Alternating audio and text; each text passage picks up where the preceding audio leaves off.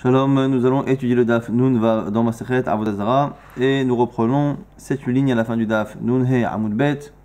D'Etania, on reprend une braïta qui avait deux versions, une qui tient compte de Ravuna plus ou moins, enfin en tout cas de l'idée de Ravuna, et une qui n'en tient pas compte, sachant que Ravuna est venu évidemment bien après les braïtot, mais en tout cas l'avis de Ravuna. D'Etania, Barishona Yomrim, au début on disait Badad, En Botzrim, Imaodé Kochavim, Bagat, on n'a pas le droit de couper les raisins, de les amener, les apporter au pressoir avec le Orvek Kochavim, avec le Goy. Pourquoi Chassou les grands Toum'a, les Cholini chez Be'etzal, parce qu'on n'a pas le droit d'aider à provoquer une impureté à des fruits qui sont en Eretz Israël, parce que le non-juif, lorsqu'il va rentrer en contact avec les fruits, alors est-ce que c'est au moment où il les presse, ou est-ce que c'est au moment où il les coupe, c'est une marque dans les Rishonim, en tout cas, il y a une Toum'a, et cette Toum'a-là, je n'ai pas le droit d'y participer. Et un juif qui fait son vin sans faire attention à son impureté, je n'ai pas le droit de participer.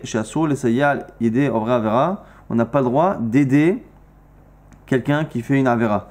Alors il y a une petite distinction entre les deux interdits. Il y a l'interdit d'aider un juif à faire une avera et l'interdit avec le goy de provoquer une touma. La raison pour laquelle il y a une distinction, c'est que pour le goy, l'interdit est de provoquer la touma en l'aidant à faire la betsira. Mais une fois qu'il a commencé à faire la betsira ou qu'il a même commencé à écraser les raisins, ça y est, le raisin est déjà impur. Et donc à ce moment-là, je peux aider le non-juif puisque la touma, l'impureté a déjà pris effet. Alors que lorsque je parle d'un juif, à partir du moment où le juif fait quelque chose qui n'est pas recommandable, je n'ai pas le droit de l'aider ni au début, ni au milieu, ni à la fin du processus. Et c'est pour ça qu'on a dit aval dochem imavet kochavim bagat. Mais je peux par contre presser les raisins. À l'époque, il est pressé avec les pieds, il marchait dessus. Donc, j'ai le droit de presser le raisin avec l'Orvek Kochavim, puisqu'au moment où je presse le raisin avec lui, il est déjà impur. Et il n'y a pas ici de principe d'Avera pour le goy. Donc, du coup, c'est pas grave si je l'aide à partir du moment où l'impureté est déjà arrivée. En tout cas, on voit ici que le seul problème qui est posé ici, c'est l'impureté. L'impureté causée par le juif, l'impureté causée par le non-juif. Et moi, quand est-ce que je peux aider, à quel moment du processus. Mais on ne parle pas à aucun moment du problème de Yahin Neser. Et on voit ici qu'on ne craint pas l'avis de Ravuna. Ravuna qui pense que quand on presse le raisin, lorsque le goy presse le raisin, à partir du moment où le jus va se déplacer d'un endroit à l'autre de la gâte du pressoir, ce vin-là va devenir Yahin Neser. Dès qu'il se déplace de l'endroit où il y a le raisin lui-même, ça devient Yahin Neser. Si ce déplacement-là était un problème, eh bien, je n'aurais pas le droit normalement d'aider le non-juif à presser les raisins. Et au final, cette braïta a changé d'avis et on a dit finalement, Devav, Endochim, que finalement, on n'a pas le droit non plus de presser les raisins avec le Orvek Kochavim, Mishum de Ravuna, à cause justement de cette idée de Ravuna. Et on continue la braïta, Ven Botzrim, Em Israël, Shose Perota Betuma, et Kosheken, chez Endochim, on n'a pas le droit de couper les raisins avec le juif qui fait son vin Betum'a en impureté. Et Kol Sheken chez Endochim, et a fortiori qu'on n'a pas le droit de presser avec lui les raisins. Aval Botzrim, Imaovet Kochavim Bagat, chez Moutaligram Touma les Cholin, chez Beretz Israël. Et ils ont changé ici, ils ont même dit à la fin qu'on a le droit de couper les raisins, parce que selon cet avis-là, on a le droit même de provoquer de la Touma au Cholin chez Beretz Israël. Donc c'est vraiment un changement d'avis qui ici n'est pas tellement lié à Ravuna. En tout cas, par rapport à Ravuna, on voit effectivement que on a une première version de la Braïta, une seconde version de la Braïta, et on en a une qui correspond à notre Mishnah, et l'autre qui correspond à Ravuna. Ravuna correspond à la seconde version de la Braïta, et notre Mishnah correspondant à la première version de la Braïta. Donc dans notre Mishnah, on voit qu'il n'y a pas d'impureté lorsque le vin passe d'un côté à l'autre du gat, jusqu'à ce qu'il aille dans le puits. On a dit que Hachere la boche, qu'est-ce que ça descend dans le puits. Et selon Ravuna, et selon la seconde version de la Braïta, à partir du moment où le vin se déplace dans la gâte, il y a déjà un interdit. Donc je rappelle que on mettait en fait les raisins à un endroit qui était comme ça un peu en pente, on écrasait comme ça les raisins une première fois, après on les reprenait, on faisait une sorte de pâte, on les remettait, on les écrasait une seconde fois, et en bas de cette plaque là comme ça qui était circulaire sur laquelle on écrasait les raisins, il y avait en bas un tuyau, et ce tuyau emmenait vers un puits en bas, et c'est justement la discussion qu'on a ici entre la première version de la Braïta et la seconde, entre notre Mishnah et Ravuna. Est-ce que le vin devient Yahin Neser à partir du moment où il est arrivé dans la cuve qui est en bas, dans le puits, dans ce qu'on appelle le bord qui est la cuve qui est en bas, ou est-ce qu'à partir du moment où il s'est déplacé de la partie supérieure à la partie inférieure du pressoir, est-ce que déjà ça devient Yain Neser? C'est cette sougia qu'on vient de terminer. Ve'en ose Yain Neser. D'abord, on reprend cette idée-là dans la Mishnah qui dit que le vin ne devient Yain Neser qu'une fois qu'il est arrivé dans la cuve qui est en bas. La Gemara dit Vehatnan, pourtant on dit Yain, Miché Kapé. Quand est-ce que c'est du vin? À partir du moment où ça. Alors, l'ikpot, normalement, l'ikpot, c'est le fait de durcir. Mais ici, c'est le fait que les déchets remontent à la surface. Alors, comment fonctionnait? On va rappeler encore une fois. Donc, on a dit qu'on a cette plaque circulaire. On mettait les raisins. On écrasait une première fois les raisins. Après, on avait les fruits qui étaient écrasés qu'on reprenait, qu'on mettait sous une forme comme ça de tas, qu'on remettait en haut, qu'on repressait plus fort. Et après, on avait donc le jus qui descendait et qui arrivait donc en bas de cette plaque circulaire vers un tuyau. Avant ce tuyau, il y avait une sorte de msanénet, une sorte de filtre qui permettait de filtrer une partie des résidus. Simplement, ce filtre-là n'était pas parfait et donc du coup, même le vin qui allait dans la cuve, en bas, il restait encore des déchets, à la fois de peau, des morceaux de peau ou des morceaux de pépins qui s'étaient écrasés. Et donc, une fois qu'on laissait le vin dans la cuve, dans le bord, on laissait quelques temps et les psolettes qui étaient restées, comme elles avaient été filtrées, c'était les plus fines et comme elles sont fines, elles sont légères, elles ont tendance à remonter à la surface. Alors, on monte à la surface, on fait un premier tri et après on mettra dans les tonneaux et même dans les tonneaux, une fois qu'on met dans les tonneaux, il va y avoir une tendance pendant les premiers jours, premières semaines, à ce qu'il y ait des détritus qui remontent. Donc finalement, il y a 3 moments où on filtre entre la cuve, entre la gâte, le pressoir et la cuve, le bord. Il y a un filtre entre les deux, ça se fait naturellement. Et après, dans le bord, on vient et avec une sorte de louche, on enlève ce qu'il y a au-dessus. Et après, qu'on mettra dans les tonneaux également une autre fois. En tout cas, ici, on a une Mishnah qui dit là-bas, c'est par rapport au maaser. Quand est-ce que le vin est terminé pour qu'on puisse commencer à parler de prélèvement de maaser. Alors on dit là-bas, Yain, Miché Kapé, à partir du moment où on a justement ces déchets qui sont montés à la surface. Et donc a priori, c'est pas au même moment que chez Yered Labor. Amara Varava Lodilo Kashia. Harabi Akiva, Harabanan. C'est Machloket Rabbi Akiva Rabanan. Detania Sinbraita. Yain, Miché Yered Labor, Rabbi Akiva Omer, Miché Kapé. Premier avis Tanakama qui dit qu'à partir du moment où le vin est descendu dans la cuve, il est du vin. Donc il est du vin à la fois pour Maasrot, pour le Maaser, pour les prélèvements, et a priori à la fois pour Yain Neser. Et Rabbi Akiva nous dit non, Miché Kapé. À partir du moment où c'est monté à la surface, à la fois pour le Maaser, et on dira pareil pour Yain Neser. Donc pour l'instant, Rava ne fait pas de distinction entre Yain Neser et tous les autres dinim. À partir de quand le vin est terminé, c'est quand le vin est terminé qu'il a un statut de Yain Neser lorsqu'il a été fait par un non-juif et qu'il y a un chiyuv de Maasrot lorsqu'il est fait par un juif. Et on a une marloquette. Selon Tanakama, c'est dès que le vin passe du pressoir à la cuve inférieure. Selon Rabbi Akiva, c'est à partir du moment où c'est monté à la surface. Alors la Gemara maintenant pose une question. Rabbi Akiva, lorsqu'il a dit que c'est le moment où les déchets montent à la surface, de quel moment on parle? Est-ce que c'est lorsque les déchets montent à la surface, lorsque le vin est dans la cuve, donc c'est quelques temps après ce que dit Tanakama, ou est-ce que c'est la seconde fois que ça arrive, c'est-à-dire une fois qu'on a laissé dans la cuve, qu'on a filtré, qu'on a remis dans des tonneaux, et que dans les tonneaux maintenant on met capé. Il va y aller où c'est la chéla ici l'agma, kipouille des bords, ou kipouille des chavit. De quel kipouille on parle?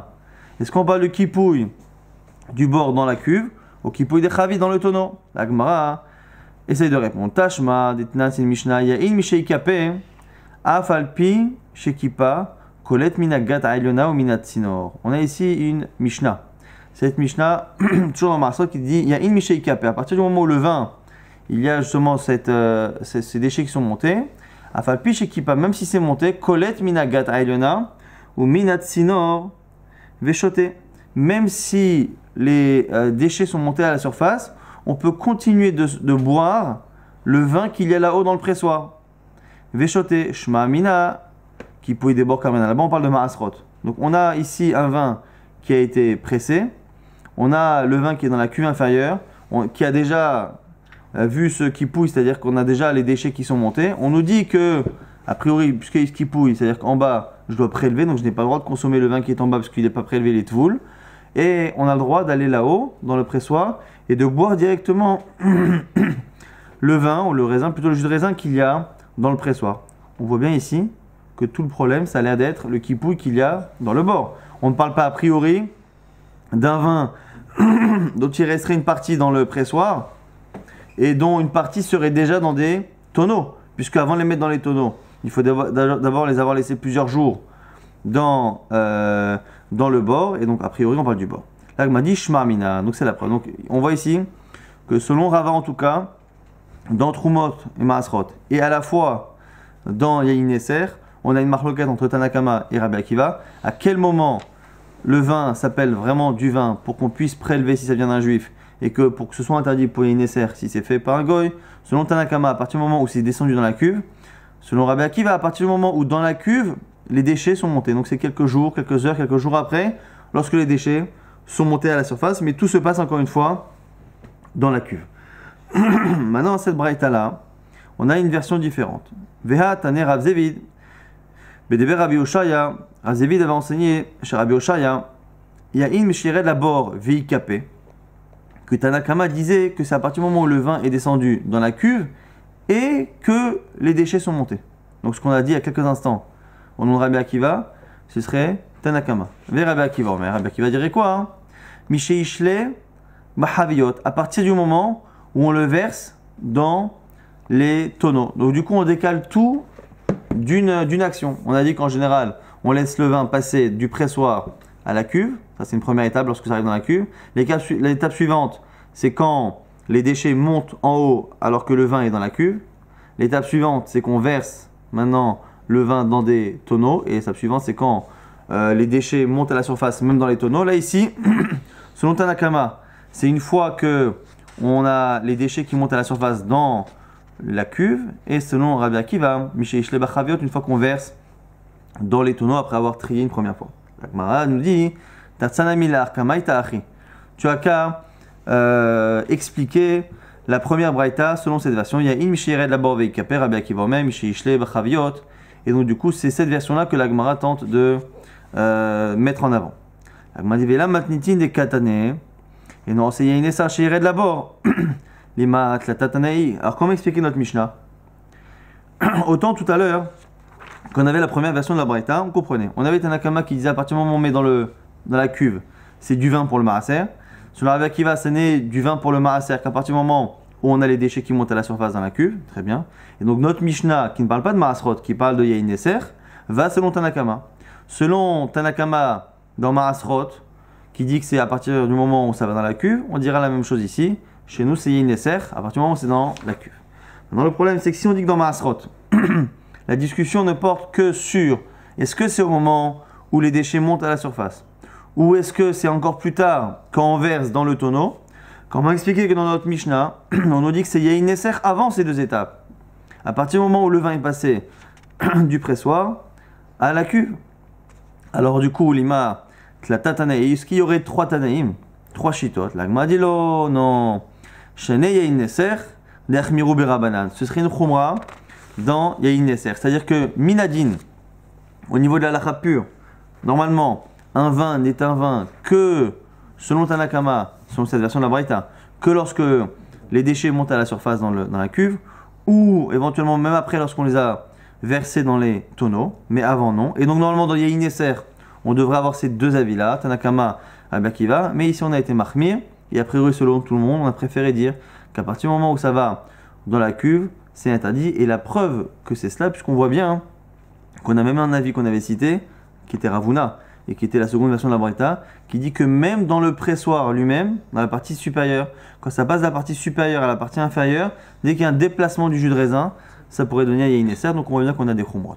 Maintenant, le Rava, des Lochanele, selon Rava qui n'a pas dit ça, Mokimla, Kitla Tatanae, selon Rabbi Akiva, qui lui ne fait pas de distinction, c'est-à-dire qu'il n'a pas voulu dire qu'il y a de distinction entre Yain Neser et Maaser. Il a dit voilà, la marloquette qu'on a entre Tanakama et Rabbi Akiva dans Yain Neser, c'est la même que dans Maasrot, et donc lui il dira effectivement qu'il y aurait trois avis. Ce qui veut dire qu'en fait, dans Maasrot, on a cité deux avis, on pourrait ajouter le Tana de notre Mishnah. Le Tana de notre Mishnah, s'il s'exprimait là-bas, aurait dit effectivement, depuis le moment où c'est descendu dans le puits, Tanakama là-bas rajouterait quand les déchets montent, et selon Rabbi Akiva, quand on verse, et pareil chez nous. Pareil chez nous, on a un avis qui a dit que c'est Yain Nesser à partir du moment où c'est descendu dans la cuve, en plus de Ravuna qui avait dit que c'était au moment où c'était dans le pressoir, on pourrait rajouter Tanakama qui dirait que c'est à partir du moment où ça monte à la surface et Rabbi Akiva qui dirait que c'est à partir du moment où on verse dans les tonneaux. Mashebabor Asur VHA Muta. On a dit dans la Mishnah que ce qui est dans la cuve, c'est interdit et le reste est autorisé. Amar Ravuna nous dit Loshanu est là, Shelo Echezir Gargutni Lagat. Il dit ça n'est le cas, ça n'est autorisé ce qu'il y a dans le pressoir, que lorsqu'on n'a pas repris le gargoutni, c'est le fameux filtre que l'on met au bout du pressoir avant que le vin aille dans la cuve. Ce gargoutni là, si on a remis ce qu'il y avait dedans dans le pressoir, là ça pose un problème. Avalé chésir gargoutni lagat, assour ça devient assour. Il m'a dit gargoutni goufa, bema et kamitasre. Quel est le problème ici du gargoutni? Pourquoi le gargoutni, lorsqu'on reprend ce filtre-là et qu'on remet ce qu'il y a dedans dans le pressoir, pourquoi ça pose un problème? La Gemara dit Benitzok, je m'appelle Benitzok Hibour. Quel est le seul problème qu'on pourrait imaginer maintenant? C'est peut-être qu'à un moment donné, puisque lorsque le jus de raisin passe finalement du pressoir à la cuve, il y a un jet finalement de liquide qui passe, et c'est toujours une question qu'on retrouve dans la halakha, on la retrouve ici dans Yain Nesser, on la trouve dans plein de sujets. Est-ce que Nitzok Hibour, est-ce que le fait qu'il y ait un versement d'un endroit à un autre, est-ce que ça crée un lien? Lorsqu'on a deux liquides qui sont collés comme ça, c'est sûr qu'il y a un lien et que ça transmet une impureté ou indigne de Yain Nesser. La question c'est, est-ce que lorsque l'on a un verre par exemple, et c'est ce qu'on retrouve ici, lorsqu'on a un verre et que le verre verse dans un autre verre, est-ce qu'on estime que le verre qui est en haut, finalement est relié, le liquide est relié à ce vers quoi il verse? Et là ici c'est la question, est-ce que finalement ce filtre-là, ce gargoutni qui est en haut, puisqu'à un moment donné, il va y avoir un contact par effet de jet entre ce gargoutni-là et la cuve qu'il y a en dessous, qui elle est devenue Yain Nesser, puisque le vin est tombé là-dedans, et que selon Natana, c'est Yain Nesser. Et donc du coup, est-ce que Nitzok Hibour, on a une super preuve, puisque Ravuna nous a dit que le gargoutni, il ne faut pas qu'il revienne dans le pressoir, sinon il va l'impurifier. Ça veut dire qu'il est impur. S'il est impur, c'est que Nitzok Hibour, la Gemara dit non, qu'il est un Rabbi Chia, c'est pas une preuve, parce que ça peut très bien être comme ce qu'avait proposé une fois Rabbi Chia, Shib Hasatot Slochito, que c'est un cas où il a tellement rempli, que réellement, il y a eu vraiment un moment donné où la cuve était tellement pleine que vraiment il y a eu, à un moment donné, de manière continue et stable, il y a eu un lien. Et c'est ça la distinction qu'il y a entre Nitzok Hibour et Nitzok Hibour, c'est quand vraiment, de manière mobile, il y a à un moment donné un lien, mais il n'y a pas de lien de manière stable et statique. Là, ici, on n'a qu'à dire que c'est un cas où c'était tellement plein que c'était le cas à Hanemi chez Prasato Boro, donc on n'a pas la preuve, en tout cas la preuve ultime, qu'ici c'est Nitzok Hibour, même si au niveau du pshat, si on n'imagine pas ce tiroutz là, on pourrait imaginer effectivement que ça colle. Ici, on a un jeune enfant qui connaissait et qui enseignait déjà la Maseret Avodat Zara à l'âge de 6 ans. Messieurs, ne déprimez pas si vous ne vous rappelez pas de toutes les Mishnayot d'Avodat Zara. Nous on fait aussi la Gemara, c'est pour ça que. Mais en tout cas, il connaissait toutes les Mishnayot. Et regardez, non seulement il les connaissait, mais pas bêtement, parce que en miné, on lui posait des shélotes. C'était un génie. Est-ce qu'on peut écraser le raisin, presser le raisin avec un Ovet Kochavim bagat dans le pressoir? Malo, il aura dit Dochim et Ovet Kochavim bagat. Oui, on a le droit. Ah, veha kaminaser bidé. La Gemara dit, mais attends, mais pourtant, quand il va utiliser ses mains, il va être ménasser. Le fait de toucher va être ménasser. Ça fait partie encore une fois des cas où on voit que le fait que par ses mains, qu'il touche avec ses mains, ça pose un problème. La Gemara dit des tsayranale lehu l'idée. On lui bloque les mains. C'est un Ovet Kochavim menotté qui n'a pas le droit de toucher avec ses mains, simplement avec ses pieds. La Gemara dit veha kamenaser beregel. Et quoi, avec ses pieds, il ne pourrait pas être ménasser? Alors, réponse de l'enfant à ce moment-là, Nisour des règles, Losh mei Nisour. S'il le fait avec ses pieds, c'est pas un Nisour. Alors ici, il y a une marloquée dans les Rishonim. Est-ce que ça veut dire que réellement, même s'il veut faire un Nisour avec ses pieds, ça ne marche pas parce que c'est pas kavod, donc il le fera jamais? Ou est-ce que c'est que quand il a que ses pieds, ben il est occupé à faire justement, à presser, et donc il peut pas faire autre chose. Il n'y a que lorsqu'il touche avec ses mains qu'on peut avoir éventuellement un chachash, une crainte qu'il y ait justement Yain Nesser. Alors, rapidement, on va juste annoncer le cas de demain. On va teaser. C'est l'histoire là-bas qui s'est passée à Nardea. Des Dachou Israël avec Korvin la Uchamra. il y avait ici des juifs et des Ovdei Kochavim qui étaient ensemble pour justement faire du vin. Et Shaye Shmuel Tlata réglé.